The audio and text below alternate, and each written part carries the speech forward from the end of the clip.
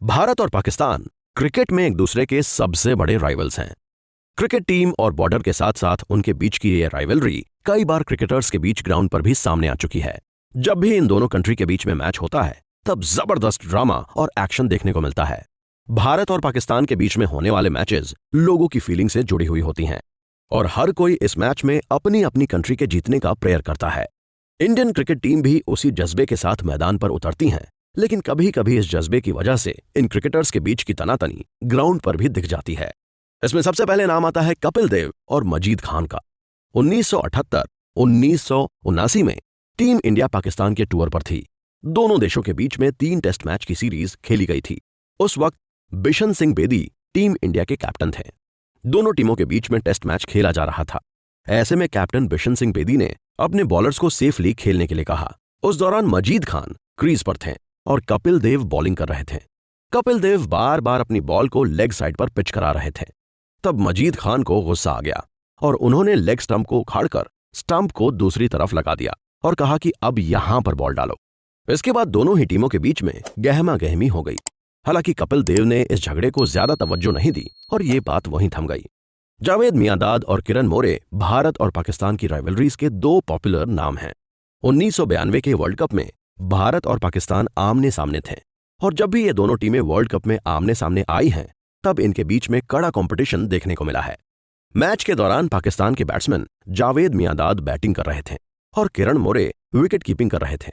तब किरण मोरे पीछे जोर जोर से अपील कर रहे थे, जिस पर जावेद को गुस्सा आ गया और उन्होंने किरण मोरे को चुप रहने के लिए कहा। लेकिन किरण मोरे तब चुप नहीं हुए और अगली बॉल पर जावेद मियांदाद जब रन लेने के लिए आगे बढ़े तब किरण मोरे ने उन्हें रन आउट करने की कोशिश की, लेकिन जावेद ने वो रन पूरा किया और किरण मोरे को चिढ़ाने के लिए ग्राउंड पर जोर जोर से कूदने लगे।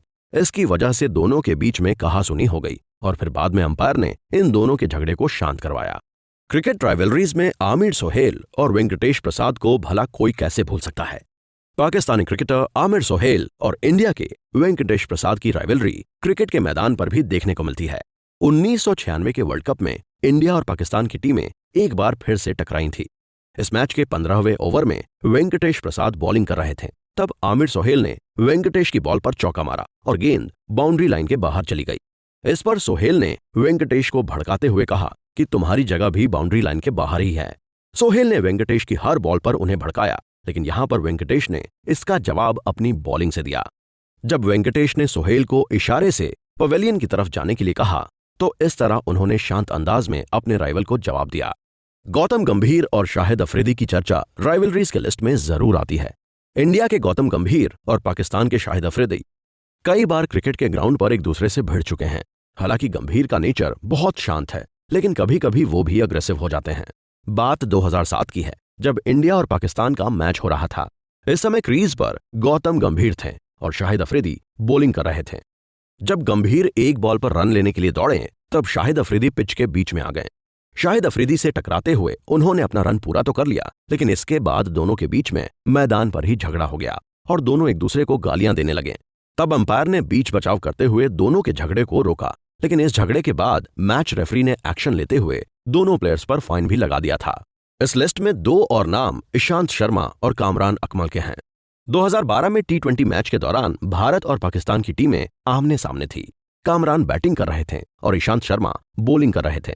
ईशांत शर्मा ने जो बॉल डाली वो विकेटकीपर धोनी के हाथ में जा लगी, लेकिन कामरान अकमल यहां नो बॉल की वजह से बच गए।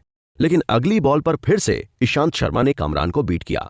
तब दोनों के बीच झगड़ा शुरू हो गया और क्रिकेट ग्राउंड पर ही दोनों एक दूसरे को गालियां देने लगे और जोर जोर से चिल्लाने लगे। तब टीम इंडिया के दूसरे प्लेयर्स और एम्पायर्स ने इन दोनों का झगड़ा रोका और मामले को शांत किया, लेकिन तभी से कामरान अकमल और ईशांत शर्मा एक दूसरे के राइवल बन गए।